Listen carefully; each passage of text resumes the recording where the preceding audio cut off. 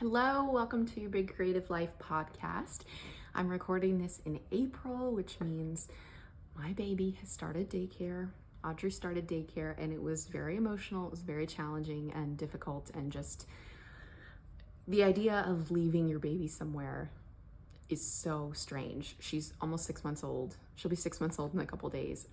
And she's just been here. Like I haven't spent any time apart from her other than an occasional date night, where my husband and I have gone out and my mother-in-law has watched Audrey, or I don't know, I've run to an appointment or something. Like she's been here. She's been home with us. And so it's just so strange. Like we got home Monday from dropping her off, and I just walked around the kitchen and the living room for a bit. I was like, I don't know what to do. She's not here, and it feels so strange.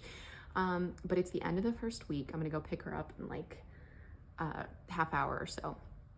And I feel so much better. She has come home so happy.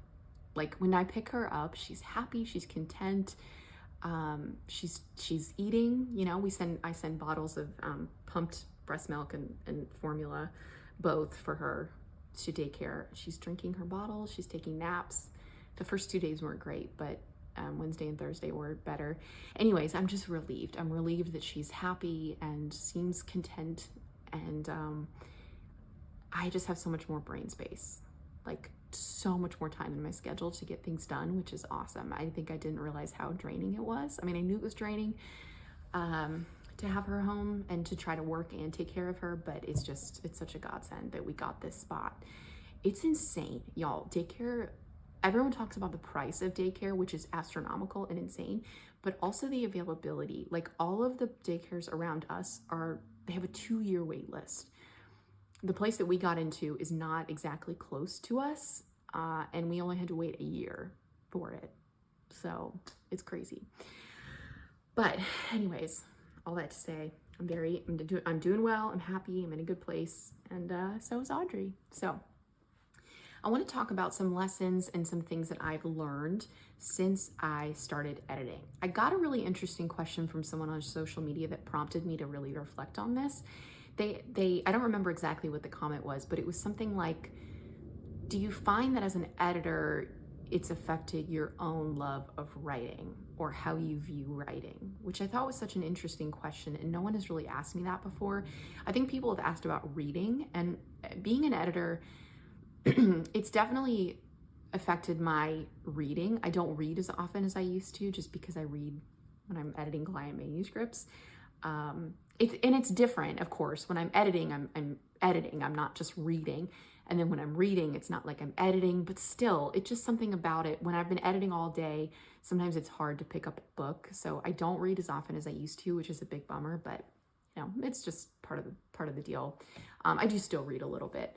And, but yeah, no one has really asked me that about writing. So anyways, it prompted, my own reflection about how much more my appreciation for writing has grown and what I've learned. And some of these things that I'm mentioning might be things that writers would learn or realize in their own writing journey. But some of these are things that I truly think I only learned and discovered because of editing, because I've been working with writers for a number of years now. So I'm gonna go through a few different things that I have learned. Okay. I feel like this is something I've mentioned a lot recently, but I want to reiterate this because it's really important, especially for new writers. There is no one right way to write a book. There are so many strategies. There are so many outlining methods. There are so many different approaches. And there's a lot of content out there on social media that tries to sell you on, no, this is the right way to do it. This is the only way to do it. And that's just not true. Especially if it's coming from someone who has never worked with other writers before. They're only telling you it worked for them. And that's great. That's wonderful. But then they're not in a position to be saying this will work for all writers. I've even changed my tune a little bit on this. When I first started editing, I did think that some sort of outlining was more necessary.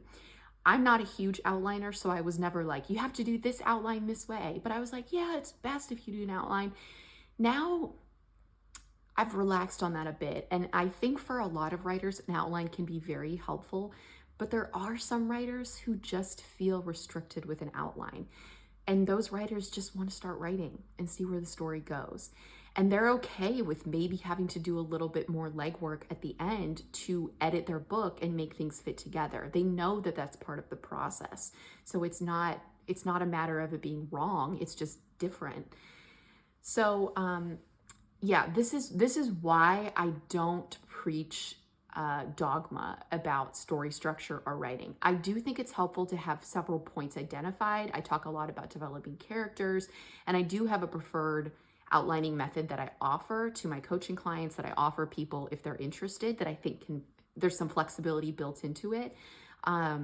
But outside of that, I just, there's so many ways to do it, and there's no one right approach.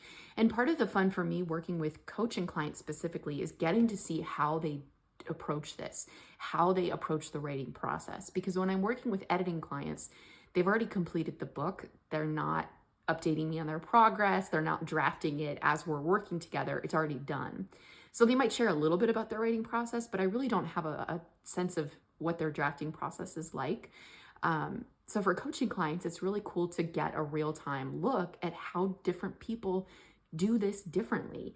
And yet the end goal and the end result is the same. It's a book. It's a first draft. So anyways, just remember that there's no one right way to do this. Okay, next thing on my list is that crafting a beautiful sentence is one skill, but telling a good story is another skill completely. Some writers, some very lucky, blessed, talented writers have both skills, and they're equally solid. They're very strong at the line level, craft, the prose is beautiful, but they can also tell a really good, compelling story, a great plot, great characters. Some people are very strong at the telling a good story part, but maybe their sentence structure is a little bit more basic, which again is I'm going to say this a lot in this episode. It's not wrong. It's just different. Or maybe they just write the absolutely like most beautiful sentences on planet Earth. It's incredibly lush. It's beautiful. The imagery is amazing, but the story structure isn't quite there, or their characters aren't quite developed, and just those are really two different skill sets. It's like a Venn diagram. They definitely overlap, but I've really come to realize that they can be different skills. And the way to get better, it can be a different approach. Well, different, but also the same, because the way to get better is just to continually do it, to practice writing. If you feel like your sentences that you write are very choppy and boring and all kind of sound the same, then work on throwing in different word choices. Look at a thesaurus. Try to vary up your sentence structure so that they're not all short sentences. Try to vary how long they are. And if you are someone who feels like you've got that down, your sentences are great, but then the actual story itself isn't very good, then look at story structure. Maybe for you, doing an outline for your project is best. Read a lot and analyze how different authors are creating different stories, how they're telling different stories. How are they pulling you as the reader into the story? How are they getting you immersed in it? It's not just beautiful sentence after beautiful sentence after beautiful sentence. Yes, that's wonderful, and we can appreciate that, but you need to give us an emotional connection to the characters. You need to take us on a compelling journey in the plot. There can't be big inconsistencies in what's going on. Things can't be confusing. So that's something that you can pay attention to when you read, to see how different writers, to see how different authors are doing this. My next point.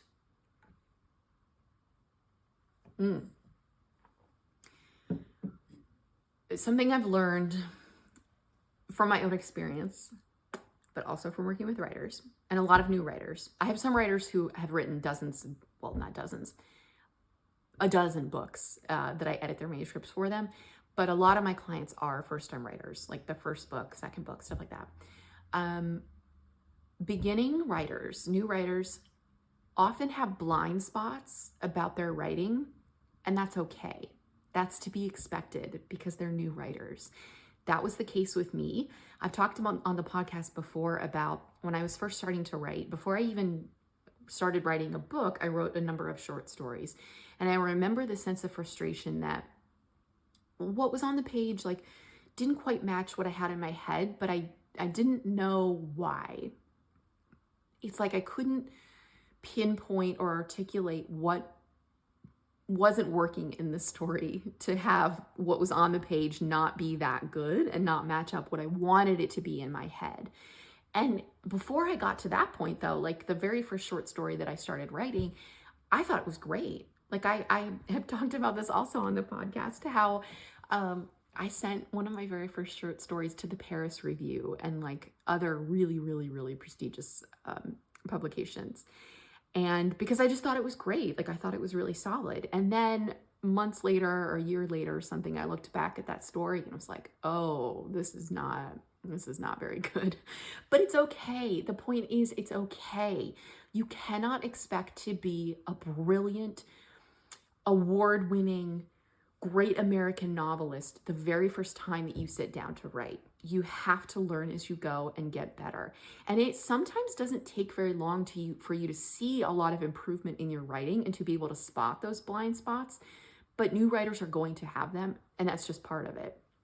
And to some extent, we're always going to have blind spots about our writing. That doesn't necessarily go away, but it gets better the more that you write. You can spot what's working and what's not working in your own writing more accurately or easily. But I still will look at something that I've written, and on one day I'll think like, yeah, this is pretty good. I feel pretty solid about this. And then the next day I'll look back at it and I'm like, what? So it's just, it's a process. And again, it gets better the more that you do it. So if you are in this space of feeling like that sense of frustration that I mentioned, where it just feels like your writing isn't quite where you want it to be, but you don't know how to make it better, the answer is to just keep going. You just have to get through that initial beginning phase before you really start to see improvement and you start to get better. And you can do all of those things like, reading like a writer, like analyzing what other authors are doing. You can take classes, you can watch content about writing. There are a lot of things that you can do to help yourself improve, but ultimately it comes down to writing. You have to write to get better. Okay, I have 2 more points for you. One is that a confused reader will stop reading.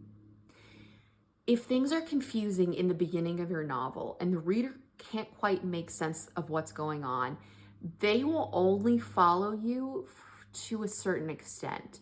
If they trust you to lead them through this and for things to make sense and for there to be a payoff, then they can get through that initial confusing hurdle. But if there's not a sense that things are going to get any easier to understand, if they can't make heads or tails of what's happening, and maybe you think that you're being mysterious, but they're just confused, they're going to stop reading. They're just going to put the book down. So we don't want that. It's fine to have a little bit of mystery. It's fine to leave some things, suspenseful and to have a payoff later. I mean, that's the case with like a lot of suspense and mystery and thriller, right? But if the reader just cannot sort out what's happening, or if the magic system, let's say if you're writing fantasy, if the magic system doesn't make sense and they're really confused and there are all kinds of inconsistencies, or if you just have twist after twist after twist after twist and they cannot get their bearings, they're going to stop reading because it's just too much work, it's too confusing, and they don't have that trust that you are eventually going to explain all of these things to them. And the other risk of that is that when you do eventually explain things to them, it might just be you dumping all of this explanation and this information on the reader. So this is where it's good to sort out, am I making things too complicated in my story? Am I confusing the reader? Am I not establishing a baseline of what this world is, who these characters are, just anything to have the reader latch on to at the beginning? If you don't have those things in place, again, the reader's probably just going to stop reading. So it's something to be mindful of. And this is something that I mentioned for new writers specifically, because I think sometimes new writers have this idea that they have to make things complicated in order to prove that they're good writers, in order to prove that they can tell a good story. So things have to be complicated and messy, and it's this thing, but actually it's this thing. And that's not the case at all. You do not have to have a super complicated, complex world or plot or anything, setting, whatever, to tell a good story. And it's not to say that I'm always in favor of simple stories. That's not it either. It's just there's no reason to unnecessarily complicate things if it's just for the sake of complicating things. And then the last thing I want to mention, something that I've really learned, is that writing is one of the biggest growth exercises that you can go through as a person. Writing a book is a profound personal development exercise. It forces you to confront beliefs that you have about yourself as a person, as a creative. You get to deal with your fear of rejection, with your fear of being seen, with your fear of being not good enough, not talented enough, comparison, procrastination. It brings up so much in people. Every single coaching client that I have worked with, editing clients that I've talked to, my own experience, like this is just universal. So it's challenging, but it's incredibly rewarding. And I share that because if you are a new writer, you might not know that yet. You might be thinking, I'm experiencing a bit of like perfectionism, or it's hard for me to get started on this book that I really do want to write. Why is that? What's wrong with me? Nothing's wrong with you. It's part of the creative process. Trust me. Again, just like with a lot of things I've shared in this episode, it does get better the more that you practice, the more that you write, but it's just one of those things that is going to be a great growth opportunity for you. Because there's the writing part of it, but then there's also the publishing part of it and being confronted with reviews and readers' perception of you. Now, I don't have experience with that yet, so that's not something I ever talk about, but I do talk about the being seen and sharing your work with other people, because that's something I have a lot of experience in on both sides of it. As a writer, sharing my work with someone, but then also as an editor and a coach who gives a lot of people feedback on their writing. So I've experienced it from both ends. Yeah, I hope that was helpful. There's a lot that I've learned. I mean, this could be an incredibly long episode, but I wanted to just talk about some things that maybe some of these you if you're listening to this and you have started writing already, or you've written a book, maybe you might know these things, but some of these things I think are really lessons that have been driven home for me because of editing. If I only was talking from my own experience, I don't think I would have really realized all of these things, because I just wouldn't be exposed to other people's work as much. So, yeah. So if you are listening to this episode the week that it's released, it means that Novel Jumpstart is officially open for enrollment, which is my 8-week program that helps you write the first 50 pages of your book. Enrollment opens April 29th, and then we start on May 6th. It runs May 6th to July 1st. The link is in the description of this episode with all the information on who this is for, what's included. But basically, it's kind of a hybrid, like coaching, online course, editing program, where you have the coaching where you can drop in every week. I host like office hours and Q&A time where you can get coaching and talk through whatever issue you're working through with me. There's the community aspect of it. The online course that you get access to that gives you trainings on all kinds of things related to writing a novel. But then you also get feedback from me. I will do an evaluation on your first 50 pages after the program is done. So again, it's a great program that has a lot of different components of it that will be really helpful if you are early in the process or just want to get started. You have an idea, but you haven't started writing. So check that out with all the information. There are 8 spots that are open. And again, like I said, if you're listening to this episode the week that it's released, I will update my social media. I'll update y'all on spots as they close. I'll also put it on the website so that you can see on the sales page so that you can see how many spots are left. I only have 8 spots open because I am giving feedback to people. So that's why there's only 8. And yeah, let me know if you have any questions about that. I'm so excited. Again, we start May 6th. So if you think this is something you're interested in, definitely go check it out. All right. Thank you for listening.